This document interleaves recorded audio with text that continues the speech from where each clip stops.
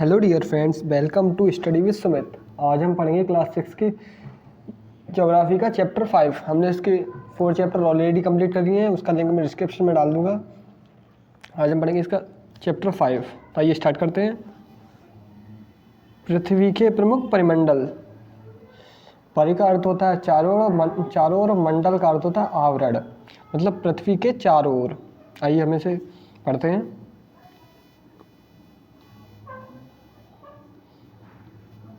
जैसा कि आप पहले अध्याय में पढ़ चुके हैं कि पृथ्वी एकमात्र ऐसा ग्रह है जहां जीवन है।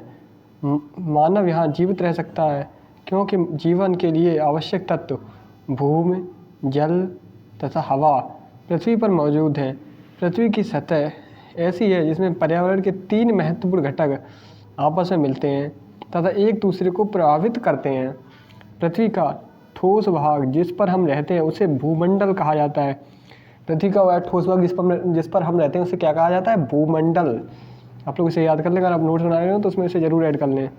गैस की परतें जो पृथ्वी को चारों ओर से घेरती हैं उसे वायुमंडल कहा जाता है। गैस की जो परतें हैं जो पृथ्वी को चारों ओर से घेरती हैं उसे क्या कहा जाता है? वायुमंडल। आप लोग नोट्स बना रहे हैं तो उसमें इसे भी ऐड कर लें, वायुमंडल कहा जाता है। ये ऊपर पढ़ते हैं, जहाँ ऑक्सीजन, नाइट्रोजन, कार्बन डाइऑक्साइड तथा दूसरी गैसें पाई जाती हैं। पृथ्वी के बहुत बड़े भाग पर जल पाया जाता है जिसे जलमंडल कहा जाता है। पृथ्वी के बहुत बड़े भाग पर जल पाया जाता है जिसे क्या कहा जाता है? जलमंडल। जलमंडल में जल की सभी अवस्थाएं जैसे बर्फ, जल एवं जलवाष्प सम्मिलित हैं।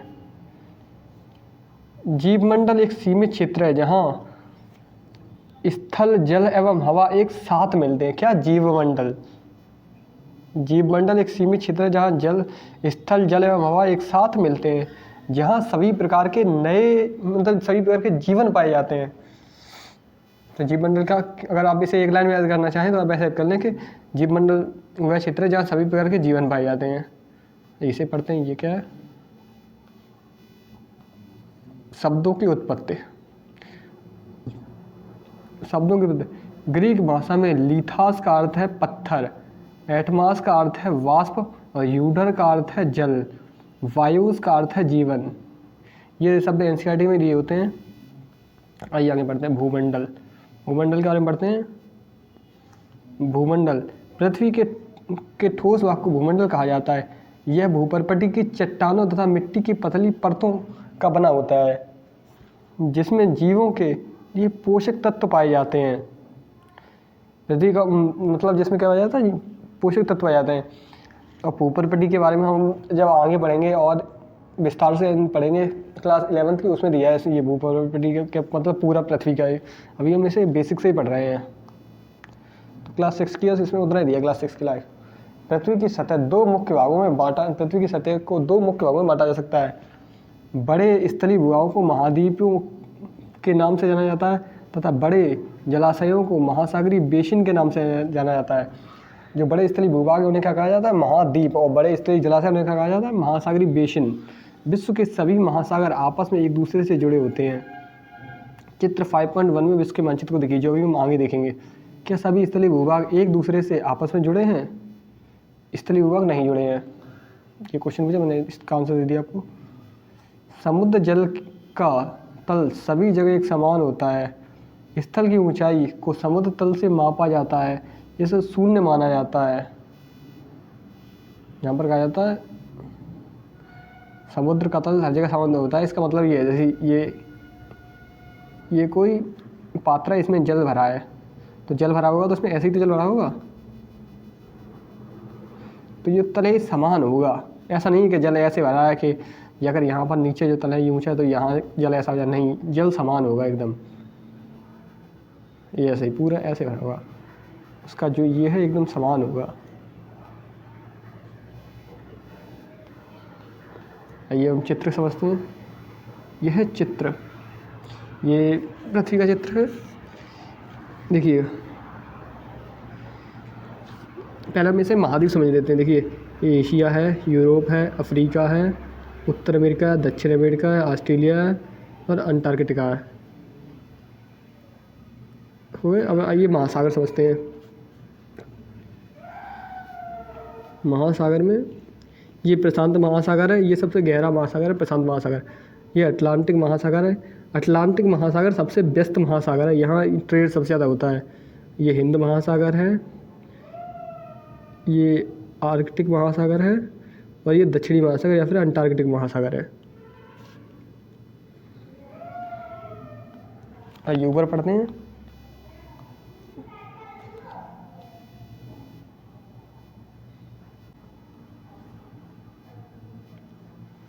विश्व का सबसे ऊंचा शिखर माउंट एवरेस्ट समुद्र तल से 8,848। अब आप यहाँ पर 8,850 कर लें 48 की जगह,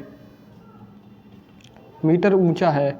विश्व का सबसे गहरा भाग प्रशांत महासागर का मेरियाना गर्त। विश्व का सबसे गहरा भाग प्रशांत महासागर का मेरियाना गर्त है। कौन से महासागर? प्रशांत महासागर। कौन सा गर्त? मेरियाना गर्त। मैं बार बार इसलिए बोलता हूँ कि आपको याद हो जाए। जिसकी गहराई 11,022, यहाँ पर आप कर लें 11,033 मीटर है। क्या आपने कभी कल्पना की है कि समुद्र की गहराई पृथ्वी के सबसे ऊंचे भाग से इतनी अधिक भी क्यों हो सकती है? आइए अब इसे पढ़ते हैं पहले। क्या आप जानते हैं कि न्यूजीलैंड के एडमंड हिलेरी तथा भारत के तेंजिंग नॉर्वे शेरपा 29 मई 1953 को पृथ्वी के सबसे ऊंचे शिखर माउंट एवरेस्ट पर चढ़ने वाले पहले व्यक्ति थे? कौन? न्यूजीलैंड के एडमंड हिलेरी तथा भारत के तेंजिंग नॉर्वे शेरपा। और डेट क्या थी? 19 मई 1953। जापान के जुंगो ताबेई विश्व की पहली महिला थी जिसने 16 मई 1975 को एवरेस्ट पर कदम रखा। और बछेंद्री पाल भारत की पहली महिला थी जिसने 30 मई 1984 को एवरेस्ट पर कदम रखा। जापान की जुंगो ताबेई जिसने 16 मई 1975 को, और बछेंद्री पाल ने 30 मई 1984 को। जाने पड़ते हैं।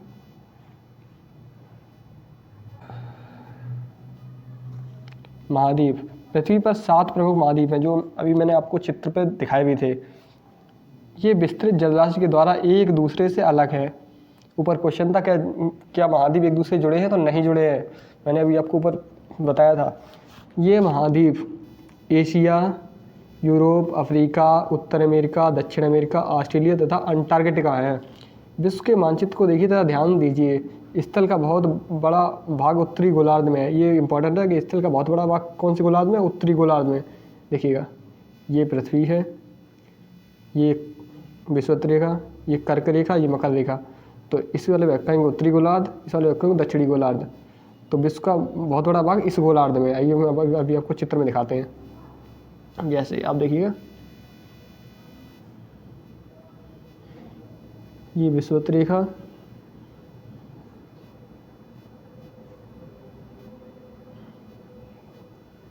ये विषुवत रेखा, ये कर्क रेखा, ये मकर रेखा।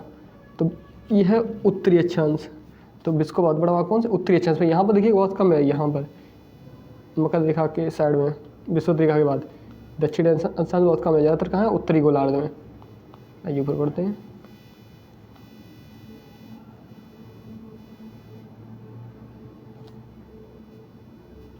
एशिया विश्व का सबसे बड़ा महाद्वीप है। कौन सा महाद्वीप? एशिया महाद्वीप। यह पृथ्वी के कुल क्षेत्रफल के 1/3 भाग में फैला है। यह महाद्वीप पूर्वी गोलार्ध में स्थित है। कौन से गोलार्ध में? पूर्वी गोलार्ध में। ये इंपॉर्टेंट है। कौन से एशिया महाद्वीप कौन से गोलार्ध में? पूर्वी गोलार्ध में। पूर्वी गोलार्ध कैसे? जैसे ये पृथ्वी बनाई, ये उत्तरी गोलार्ध, दक्षिणी गोलार्ध। अगर हम इसे ही ऐसा कर दें,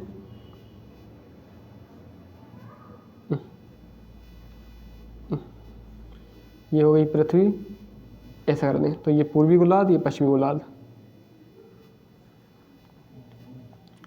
पूर्वी गोलार्ध में स्थित है। कर्क रेखा इस महाद्वीप से होकर गुजरती है।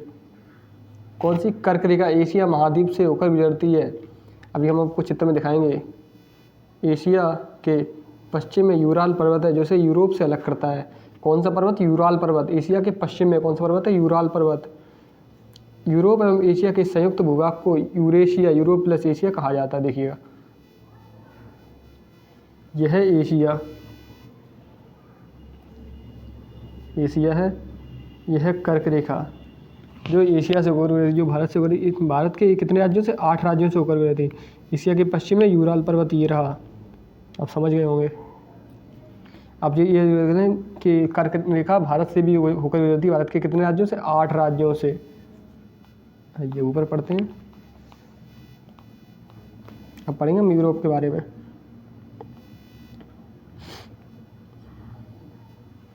यूरोप एशिया से बहुत छोटा है। यह महाद्वीप एशिया के पश्चिम में स्थित है। यूरोप के कहाँ स्थित है? एशिया के पश्चिम में। आर्कटिक वृत्त इससे होकर गुजरता है। कौन सा वृत्त? आर्कटिक वृत्त। यह 3 तरफ से जल से घिरा है। कितनी तरफ से? 3 तरफ से। अभी हम उसे चित्र में भी देखेंगे। विश्व के मानचित्र को देखिए एवं इसकी स्थिति का पता लगाइए। और ये इस पर देखिए, यह है यूरोप। यूरोप एशिया के पश्चिम में। यह यूरोप और कहाँ है? एशिया के पश्चिम में। ये रहा यूरोप, एशिया के पश्चिम में स्थित है और आर्कटिक महासागर से है। देखिए ये आर्कटिक, और ये महासागर 3 तरफ से गिरा है। देखिए अभी हम आपको दिखाते हैं।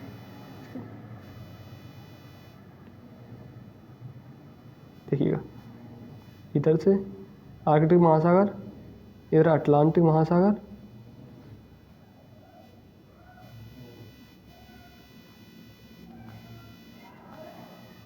और ये भूमध्य महासागर। देखिएगा, भूमध्य सागर।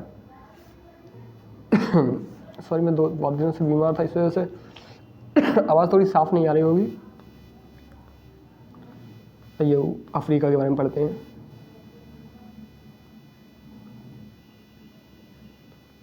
ये 3 तरफ से जल से घिरा है। मैंने आपको बता चुका ऊपर कहाँ से घिरा है।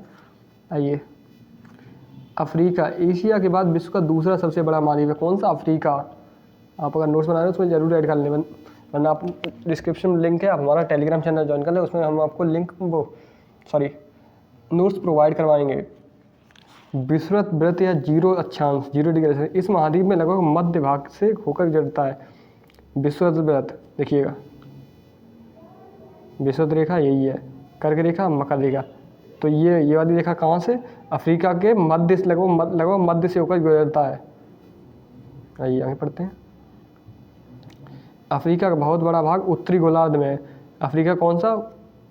उत्तरी गोलार्ध में है। पृथ्वी, विषुवत रेखा, कर्क रेखा, मकर रेखा, उत्तरी गोलार्ध, इस गोलार्ध में है अफ्रीका बहुत बड़ा भाग। चित्र 5.1 को देखिए, आप पाएंगे कि यही एक ऐसा महाद्वीप है जिससे होकर कर्क रेखा, विषुवत रेखा, मकर रेखा तीनों रेखाएं होकर गुजरती हैं। ये इंपॉर्टेंट है, आप इसे जरूर नोट्स में ऐड कर लें अगर बना रहे हो तो, कि अफ्रीका ऐसा महाद्वीप है जिससे कर्क रेखा, विषुवत रेखा, मकर रेखा तीनों रेखाएं होकर गुजरती हैं। सहारा का रेगिस्तान विश्व का सबसे बड़ा गर्म रेगिस्तान जो कि अफ्रीका में स्थित है। कौन सा? सहारा रेगिस्तान। यह महाद्वीप चारों तरफ से समुद्र एवं महासागरों से घिरा है। चित्र 5.1 में विश्व के मानचित्र को देखिए, आप देखेंगे कि विश्व की सबसे लंबी नदी नील नदी अफ्रीका से होकर गुजरती है। अफ्रीका से होकर गुजरती है। अफ्रीका का मानचित्र देखिए तथा बताइए कर्क रेखा, मकर रेखा तथा विषुवत रेखा से गुजरती हैं। आइए अभी देखिए अफ्रीका देखते हैं। देखिए ये है अफ्रीका, ये अफ्रीका, ये चारों तरफ से घिरा है। देखिए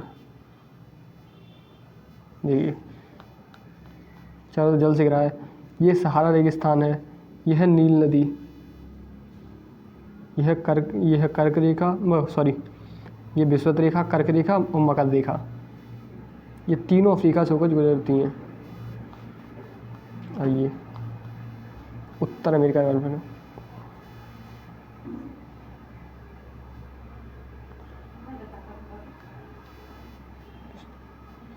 सॉरी थोड़ा साफ हो जाएगी। हाँ हो गया साफ। उत्तर अमेरिका विश्व का तीसरा सबसे बड़ा महाद्वीप है। उत्तर अमेरिका विश्व का तीसरा सबसे बड़ा महाद्वीप है। कौन सा? उत्तर अमेरिका। यह दक्षिण अमेरिका से एक सक्रिय स्थल से जुड़ा है जिसे पनामा जलसंधि कहते हैं। उत्तर अमेरिका विश्व का तीसरा सबसे बड़ा महाद्वीप है। ये किससे? दक्षिण अमेरिका से एक सक्रिय स्थल से जुड़ा है जिसे क्या कहा जाता है? पनामा जलसंधि। अब इसे जरूर याद कर लें कि उत्तर अमेरिका जिससे दक्षिण अमेरिका से जुड़ा है उस जलसंधि को क्या कहा जाता है? पनामा जलसंधि। अब इस चीज़ को जरूर याद कर लें। आइए अब पहले हम इसे पढ़ेंगे उसके बाद इसे देखते हैं। कहा जाता है कि साफ हो जाने से ऐसा कहा जाता है कि यह महाद्वीप पूरी तरह से उत्तरी एवं पश्चिमी गोलार्ध में स्थित है। कौन सा? उत्तर अमेरिका महाद्वीप किस गोलार्ध में? उत्तरी एवं पश्चिमी गोलार्ध में। करके देखा, यह उत्तरी गोलार्ध, यह उत्तरी गोलार्ध, ये पूर्वी गोलार्ध, यह उत्तरी गोलार्ध, और ये पश्चिमी गोलार्ध। तो किस गोलार्ध में? यहाँ पर स्थित है, उत्तर पश्चिमी गोलार्ध में, उत्तरी एवं पश्चिमी गोलार्ध में। यह महाद्वीप 3 महासागरों से घिरा है। क्या आप बता सकते हैं कि उनका नाम? अभी हम ऊपर चित्र में देखेंगे तभी आपको बताएंगे, ऐसे आपको समझ नहीं आएगा। अब पहले ये समझ लेते हैं जल संधि क्या है।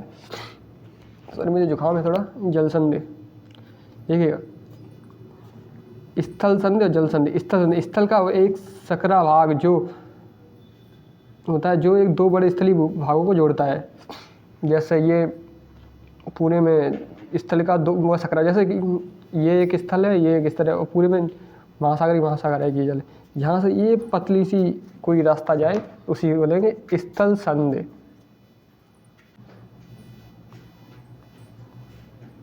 ये पहले इसके बारे में ऊपर देख लेते हैं, पहले आपको जल संधि समझा दें।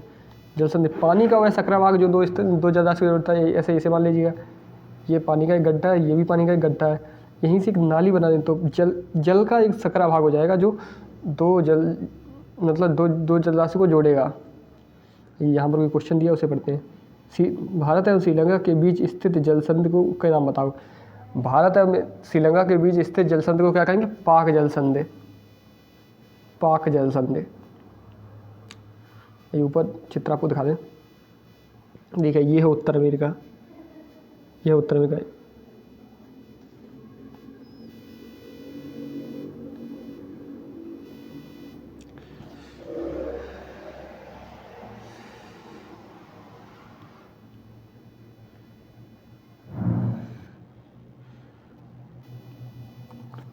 यहाँ पर सर महासागर पूछे थे नीचे, मुझे याद नहीं महासागर पूछे होंगे तो मैं आपको बता दूं।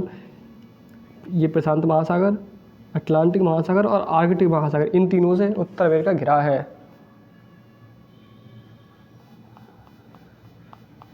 हाँ, ये क्वेश्चन पूछा था, देखिए आप इन महासागर नाम बताइए। आइए पढ़ते हैं दक्षिणी अमेरिका।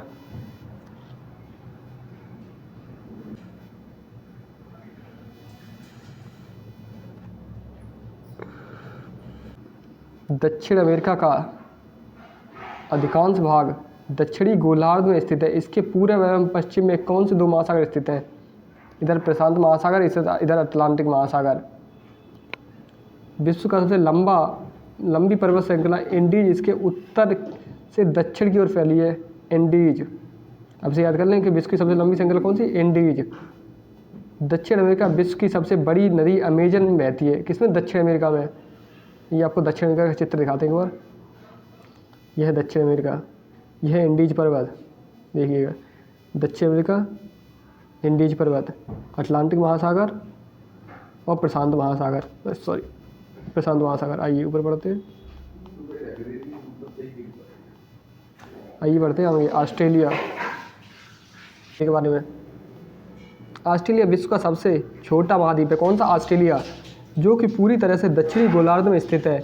यह चारों तरफ से महासागरों तथा समुद्रों से घिरा है। कौन सा महाद्वीप? ऑस्ट्रेलिया महाद्वीप। यह द्वीपीय महाद्वीप कहा जाता है। किसे? ऑस्ट्रेलिया को। चित्र में आपको दिखाते हैं ऑस्ट्रेलिया। आइए देखिए, यह है ऑस्ट्रेलिया, यह है ऑस्ट्रेलिया। आइए आगे बढ़ते हैं।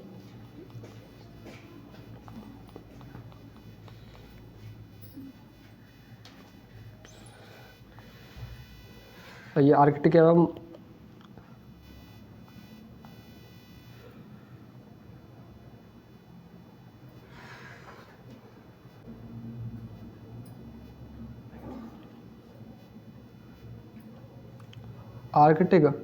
अंटार्कटिक बहुत बड़ा महाद्वीप है जो कि दक्षिणी गोलार्ध में स्थित है।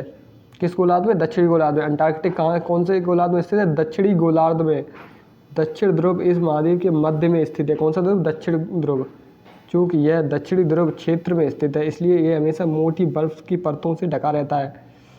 यहाँ किसी भी प्रकार का स्थायी मानव निवास नहीं है। बहुत से देशों के शोध केंद्र यहाँ स्थित हैं। भारत के भी शोध केंद्र संस्थान यहाँ स्थित है। इनके नाम है मैत्री तथा दक्षिणी गंगोत्री। आइए अब जलमंडल के बारे में पढ़ते हैं।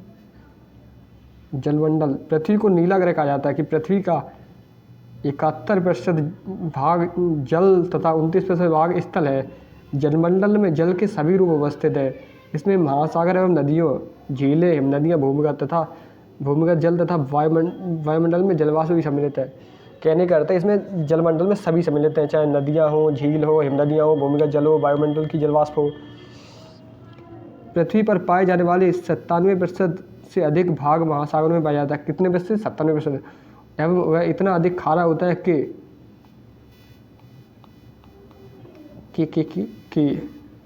मानव के उपयोग में नहीं आ सकता।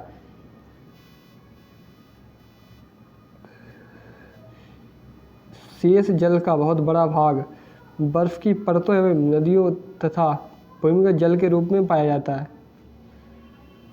जल का बहुत कम भाग अलवड़ जल के रूप में पाया जाता है, जो मनुष्य के इस्तेमाल में आता है। यही कारण है कि नीले ग्रह में रहने के बावजूद हम पानी की कमी महसूस करते हैं। आइए महासागर के बारे में पढ़ते हैं।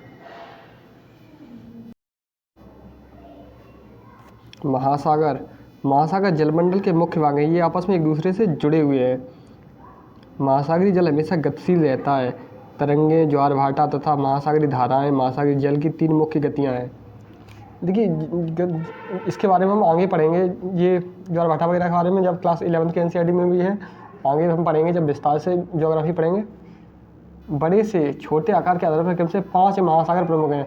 प्रशांत महासागर, अटलांटिक महासागर, हिंद महासागर, दक्षिणी महासागर तथा आर्कटिक महासागर, जो अभी हम आपको ऊपर चित्र में दिखा भी चुके हैं। अब हम बार बार नहीं दिखाएंगे, इसे पेज रीलोड नहीं हो पाता इस वजह से।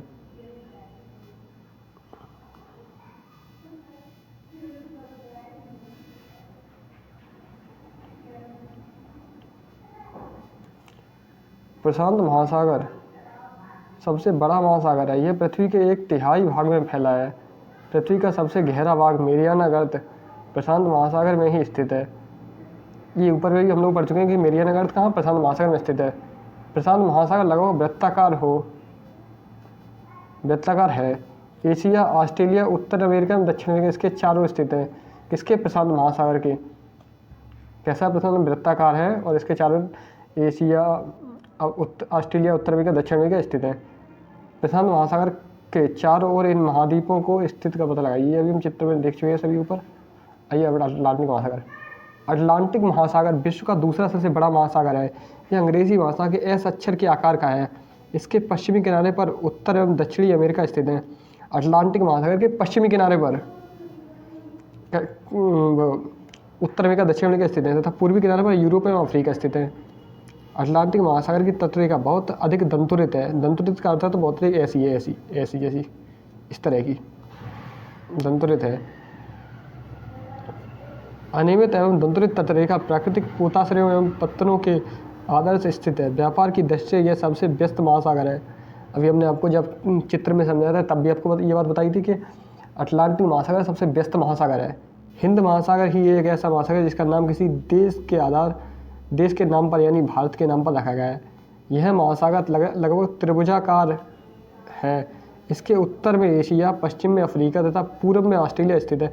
इसके हिंद महासागर के। दक्षिणी महासागर अटलांटिक व अंटार्कटिका महाद्वीप के चारों ओर से घेरता है।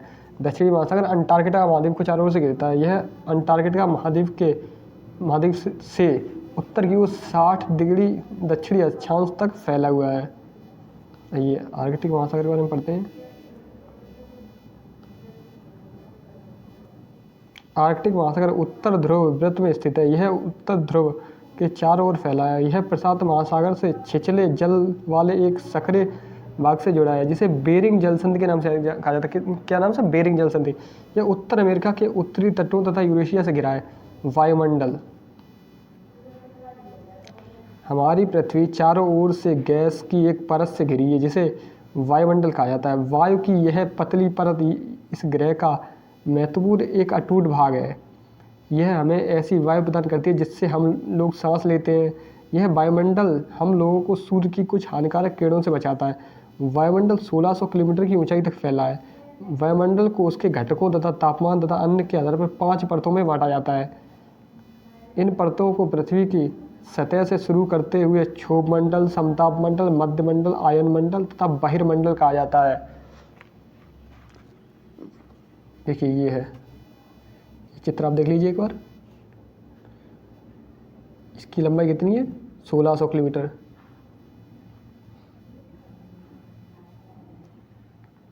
क्षोभ मंडल, समताप मंडल, मध्य मंडल, आयन मंडल, बहिर्मंडल।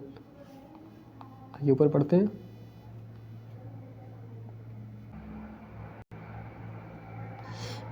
वायुमंडल मुख्यतः ऑक्सीजन तथा नाइट्रोजन का बना है, जो कि साफ तथा शुष्क हवा में 99% भाग है। हवा का वायुमंडल ऑक्सीजन तथा नाइट्रोजन का बना है, जो साफ तथा शुष्क हवा का कितना परसेंट? 99% भाग है। आयतन के अनुसार नाइट्रोजन 78% तथा ऑक्सीजन 21% है तथा दूसरी गैसें जैसे कार्बन डाइऑक्साइड, आर्गन इत्यादि की मात्रा 1% है। ऑक्सीजन सांस लेने के लिए, जबकि नाइट्रोजन प्राणियों की वृद्धि के लिए आवश्यक है। कार्बन डाइऑक्साइड यदि बहुत कम मात्रा में है, लेकिन यह पृथ्वी के द्वारा छोड़ी गई ऊष्मा को अवशोषित करती है, जिससे पृथ्वी गर्म रहती है। यह पौधों की वृद्धि के लिए भी आवश्यक है। आइए ऊपर पढ़ते हैं। ऊंचाई के साथ साथ वायुमंडल के घनत्व में भिन्नता आती है। यह घनत्व समुद्र तल से अधिक होता है। जैसे जैसे हम ऊपर की ओर जाते हैं, यह तेज़ी के साथ घटता है। आप जानते हैं कि पहाड़ों और पर्वतारोहियों को हवा के घनत्व में कमी होने के कारण सांस लेने में कठिनाई होती है। ऊंचाई पर सांस लेने के लिए उन्हें अपने साथ ऑक्सीजन सिलेंडर लेके जाना पड़ता है। जैसे जैसे हम